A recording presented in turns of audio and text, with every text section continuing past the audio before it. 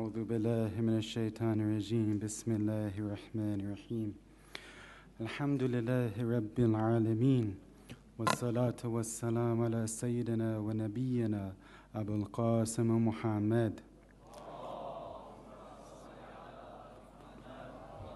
وعلى أهل بيته الطيبين الطاهرين. Assalamu alaikum, brothers and sisters. It's an honor to be here in front of you speaking. It's also bittersweet because although you're a very good community and alhamdulillah in the last few days you've made me feel at home, but I wish that I never had to come and that Shaykh Lagai was still here with you and you would benefit much more from him. But unfortunately, due to the circumstances, I have to be here in front of you. I want to congratulate everybody here in this masjid, in Australia, throughout the world, on the birthday of Imam Ali alayhi salam and Imam Jawad alayhi salam. And please let's send 3 loud salawats for them.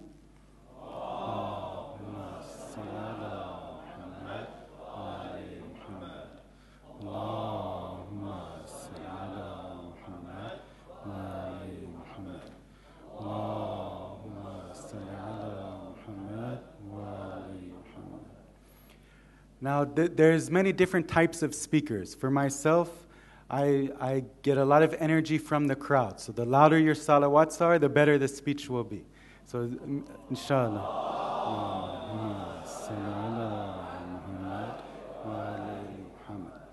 I was told a couple of days ago that we're going to have this program. And I was thinking what I should talk about. And when you want to speak about Imam Ali alayhi salam, there's so many things to choose from. And when there's so much to choose from, it's difficult for me to choose. Right? If there was someone who is one-dimensional, a person who was an arif, a very strong worshiper, I speak about that aspect of him. If there's someone who's very brave, I could speak about that aspect. If there's a scholar, a very good scholar, I could speak about his knowledge, how scholarly he is. But with Imam Ali alayhi salam, he has everything. It's hard to choose. So at first I thought that I would speak about his spirituality, the way that he worshipped, because there's been a lot of discussion about irfan and akhlaq in the last few days. I decided it might be good to speak about that. And I thought about it a little bit. I remembered when I was thinking about it, I remembered a story that I wanted to share with you guys. This is when I was in Lebanon, my first year of studying. I was in a hawza there, and our akhlaq teacher, his name was Sayyid Sharaf-ad-Din. He came and he was leading prayers, and a question came to my mind, a theological question. And whenever you have a question about theology, about aqad, about your beliefs, it's very important that you ask it. It's very that you don't let it go and not answer it for yourself, because our beliefs are our core. Our beliefs are our foundation. So when we ever have these questions, you have to go to a scholar like the Shaykh here and ask him, and inshallah he could help you. So I had a question. I wanted to ask, who was the highest Imam? Who was the best Imam? Was Imam Ali alayhi salam better than the rest of the Imams? Why was it in Shia Islam that we give so much attention to Imam Ali and a few of the other Imams more than other ones? What's the reason behind this? So I asked him, I said, is Imam Ali alayhi salam better than the other Imams? And his answer was this. He said, well, we can't say that one of them is better than another one. But let me tell you a story that I read.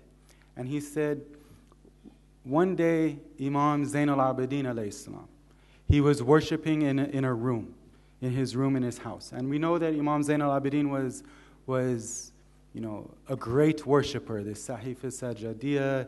He would pray, hundreds of rakats every day. He would cry in his prayers. He was a very spiritual person. Of course, we all know that. And in this room, he was in sujood and he was crying like a baby. And one of his sons walks in and says that he got up from his prayer. He took a piece of paper off of the desk, he read the paper and threw it in the fire and started crying some more. And his son said, what happened?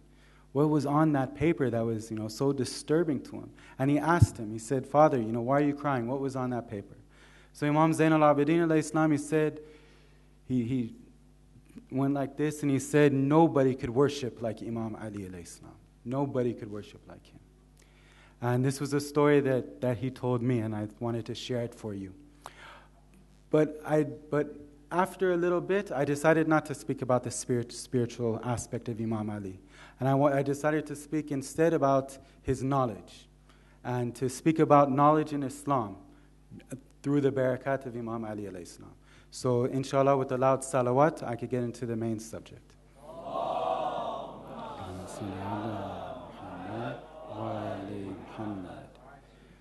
Now there's a famous hadith that we have from the Prophet sallallahu alaihi wasallam. Allahumma salli ala Muhammad wa ala Now those kind of salawats will make the speech go down. Louder, inshallah.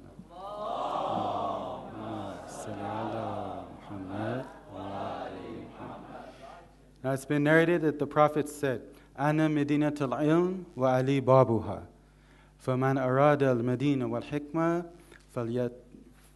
falyatiha min babaha." Now there's different narrations, and there's different ways to say this hadith. There's 3 different narrations of it, but the gist of it is this: the Prophet is saying, I am the city of knowledge, and Ali is its gate. So whoever wants to enter this city, whoever wants wisdom, he has to go through Ali, right? So now what is that telling us? That's telling us that knowledge is with the Prophet. Knowledge is in the heart of the Prophet, and the Prophet is this city. And if we want to obtain this knowledge, this divine knowledge, we have to go through Ali. Imam Ali alayhi salam is the way that we could get to this knowledge, him and the Ahlul Bayt. Okay, so this is what it's saying. Now, knowledge is something that's given extreme importance to in Islam. It's something that's overemphasized. It's something that Allah is telling us that we have to obtain knowledge. There's a famous tradition, talabul ilm farida. Seeking knowledge is obligatory. Seeking knowledge is incumbent, is wajib. We have to seek knowledge. There's another interesting tradition I was reading the other day from Imam Sadiq alayhi salam. Allahumma salli ala Muhammad wa ala Muhammad. He said, it would be to my liking if my companions were lashed on their heads so that they could become learned. So hatta yatafakkahu, so that they would become, they would deeply understand Islam. Now, we know that the Imams were very compassionate. We know that they loved their companions very much. They would not wish any harm upon them at all. But this tradition is saying that Imam Sadiq is saying that I desire that they be tortured, they be struck on their heads with whips, if the end result is they become learned. And it's more important to me for them to become learned than them to have this hardship. This hardship is worth it to me. So this knowledge is something that's very important. It's something that we need, right? It's something that we have to go after. So what have we said? We've said this city, right? This knowledge is with the Prophet. We have to go through Imam Ali to get it, and it's necessary. It's a wajib for us to do this. It's not that there's this knowledge over here and it doesn't matter if we go and get it or not. We have to go and seek it. The Imams want us to go and seek it. Okay, so this is important. Now, what I wanted to do is introduce 2 different methods, 2 different ways where we could seek this knowledge. Right? There's 2 different steps that we could take. We could take one of 2 different programs. The first method is going to the Hawza, is going to the Islamic seminary. And there's Islamic seminaries in different countries. The one I studied at was in Iran, in Qom. Now, I know it's difficult for everybody, everybody cannot get up and go to the Hawza. But I wanted to relate one story for you to show you the importance of this. There's a camp from England. It's called the Al-Asr camp. And this camp, they visit Iran every summer for the last 20-something years. And they're usually youth that come. It's a very good camp. Now, one of these years, I went with them. I participated in their camp. We went and we visited someone by the name of Ayatollah Mohsen Iraqi. Ayatollah Mohsen Iraqi was the head of a very important center in London for 10 years. Now he's in Qom and he teaches Dars al-Kharij in Qom. He's well known and well respected in the Islamic seminary.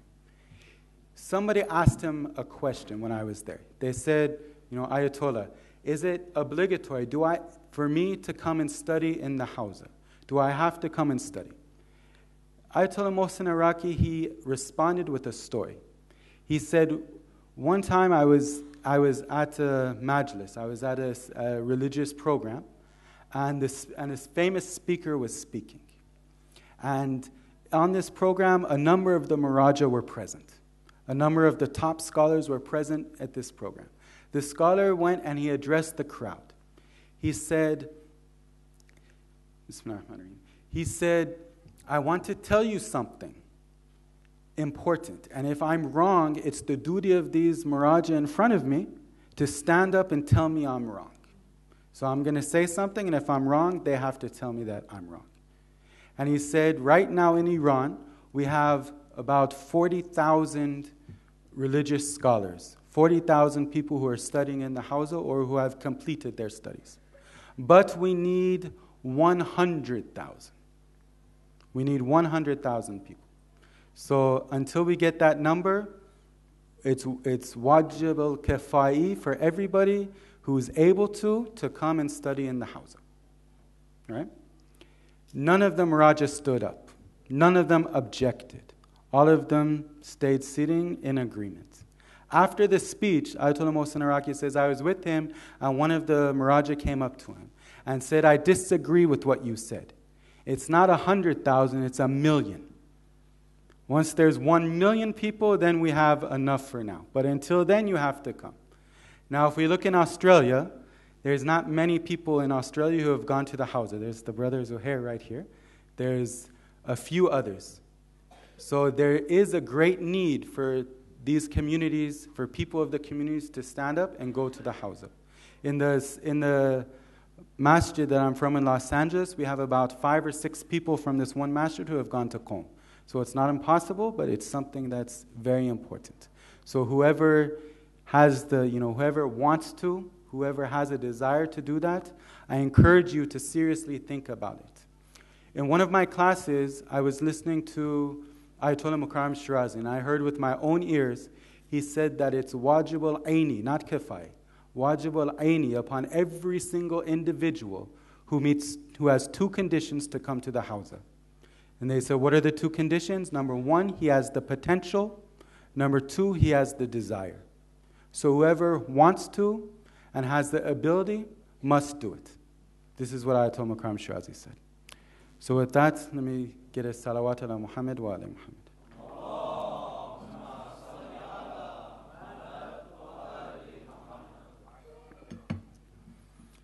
Now, as I said, I realize that this is not something that everybody could do. Every single person here cannot go to the Hawza. That would be, unfair for me to expect that.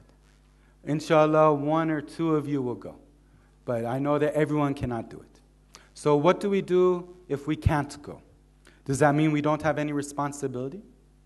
Does that mean that, yes, we know that there's the city of knowledge, we know that Imam Ali alayhi salam is the gate, we know that we have to get it, but we don't have the ability to go to the Hawza. So does that mean we don't have any responsibility? Does that mean we don't have to do anything here? No. Even when we're here, we still have to learn about Islam. We still have to try to increase our knowledge about our religion. Right? And there's many ways we could do this. One way is through books. You could read books. There's lots of English books. They have them upstairs here. So those of you who don't speak Arabic or Farsi or Urdu, there's English books as well. There's a library right there. You could go into the library, you could pick up books, you could read. And through reading the books, you'll increase your knowledge about Islam. There's also the internet. We have many sites, alislam.org, muntazir.org. There's many sites where you could learn from. There's also scholars here like the Shaykh sitting over there, which you could benefit from. And while I'm here for the couple months that I'm here for, I wanted to open classes up as well, which is one way that we could do. And I want to teach classes on a variety of subjects.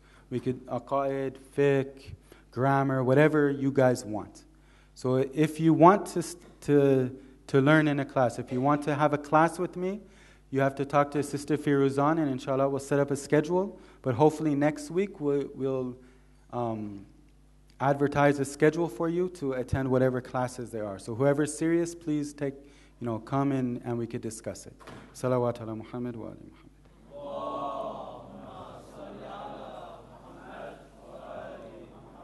But the important thing is this.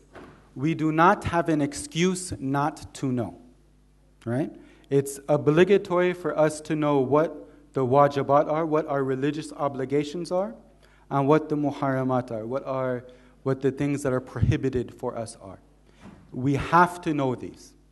We have no excuse not to know them. We have the books of Islamic laws in English in every language. We have the websites of the Muraja in every language. There's no reason for us not to know our religious responsibilities. If we do not know them, we will be asked about them in the hereafter. For instance, if someone did not know that something easy, that we can't eat haram meat, right? They didn't know. They thought we could eat lobsters, for instance. They said, we could eat shrimp, so lobsters are similar to shrimp, so we could eat lobsters. And they never asked anyone. They never researched. They never went on the internet. They never read a book about this. They just thought, I could eat this lobster. On the Day of Judgment, they'll be asked. They'll be asked, why did you commit this haram action? Why did you eat this lobster? He'll say, I didn't know it was haram. Then the answer will be, why didn't you ask? Why didn't you seek knowledge? Why didn't you try to find out what the answer was? In Sydney, there's no excuse.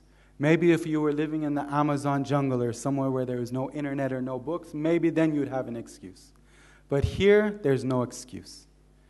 There's no reason for someone not to know what their responsibilities are, what their religious duties are. And this is something that you should take seriously. This is something that you shouldn't take lightly, because you're blessed with an opportunity to be able to find out the answer. So you must try. If you don't try, you're shirking your responsibilities. Inshallah, let's send a salawat ala Muhammad wa ali Muhammad.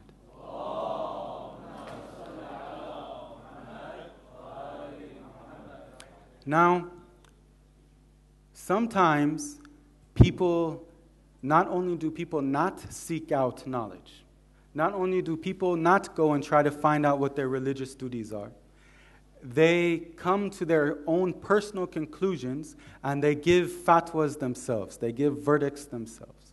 They say Islam says so-and-so, Islam says this and that, and they have no knowledge. They don't know what Islam says, but they present their own opinions as Islamic opinions.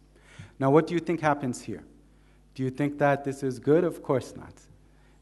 What would happen? Let me recite a couple of hadiths for you, and then I'll be closing soon because I was told to give a short speech, inshallah. The first speech is by Imam Sadiq alayhi salam. He said, I forbid you from two qualities which destroy men. The first one, inshallah, another day we'll talk about. The second one is this. And don't give fatwas to people about something you do not know. Don't give religious verdicts to people about something you do not know. I remember when I was in one city, I was talking to a sister. And the sister, she didn't cover her feet. Right? She didn't wear socks in front of non-mahrams. And she didn't know that she had to. So I was figuring out, how should I tell her? What should I do? And I spoke to her husband. I told her husband, brother, your wife, she has to wear socks in front of non-mahrams. Maybe if you tell her, it's a good thing. So he went and he told her. Then whatever their discussion was, I don't know what happened, he got back to me and he says she does taqleed to Sayyid Khoy. And Sayyid Khoy says it's okay to keep your feet uncovered. And then, on top of that, they went and they told other people in the community that Sayyid Khoy said it's okay to have your feet uncovered. And I said, no, there's no way he says that. You have to be wrong. And I went and I researched. And it was clear in his book, it wasn't hidden in somewhere. It was very clear that Sayyid Khoy said that the sister has to cover her feet in front of non-mahram. And then Sayyid Khoy himself, It's interesting that he's one of the most strictest people when it comes to hijab. Even in some cases, he says as an obligatory precaution, they have to wear niqab, let alone socks. So when I saw that, I was very amazed. I said, wow, look, this sister, or whoever it was, went and not only did they not know, they didn't research, but then they said, okay, whatever I think is the answer, because in salat we don't have to cover our feet, so in front of non-mahrams we don't have to either. Whatever her rationale was. Then not only that, she went and she started telling people this. So I had to go and I had to correct her mistakes, and I had to show her that, look, it's written right here. I showed her the book. I showed her where it's written. I said, you have to cover. So this is an example. Now, what happens if you do that? What happens if, without knowledge, you decide to tell somebody an Islamic ruling and you were wrong? What happens in this case? Now, I'll read another tradition for you to show you what happens if you give me a loud salawat ala Muhammad wa ala Muhammad.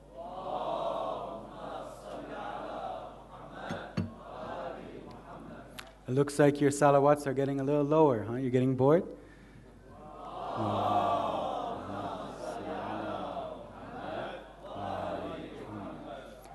Imam Waqar alayhi salam, he says this. He says, one who gives fatwas to the people without knowledge will be cursed by the angels of mercy and chastisement. Now the angels, we know that angels have different responsibilities. So two of the groups of angels, one of them are the angels of mercy, the angels of compassion, the angels which are supposed to give us good things. And other ones are the angels of chastisement, the angels of punishment, the angels that will punish people, the angels, scary angels.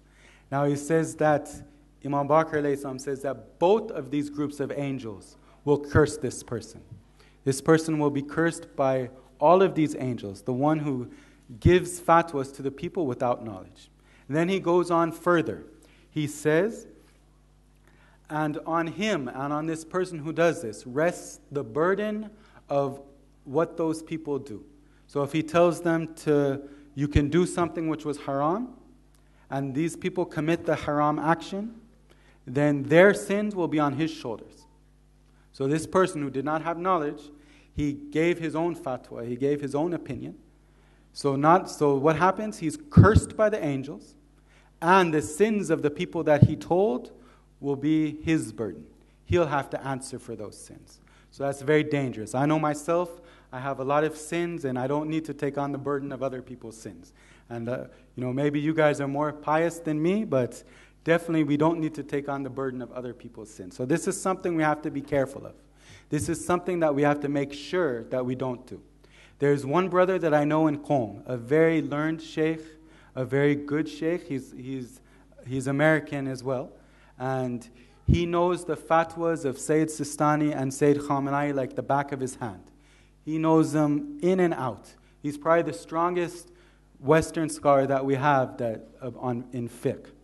And I remember one time I was at a camp with him in Qom. This time it was from America, a few brothers from America. He was holding a class. And they asked him a question. I forgot what the question was, but it was a very easy question. I knew the answer.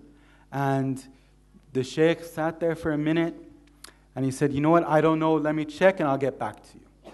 So he said, I don't know to the answer. And after the students left, I asked him, I said, why didn't you tell them the answer?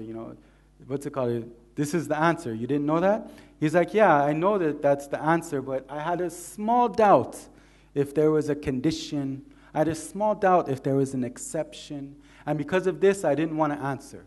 He said, my default answer is always, I don't know.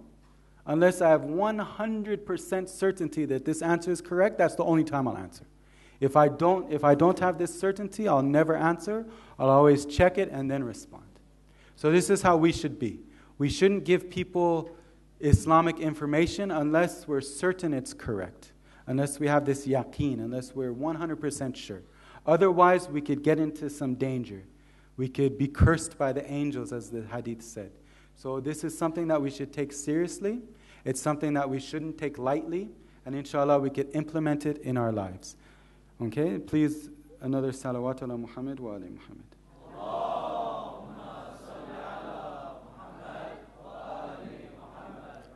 So basically, just to recap the speech, and I'll be closing here, we have the city of knowledge, which is the Prophet, and this divine knowledge, which was given to his heart.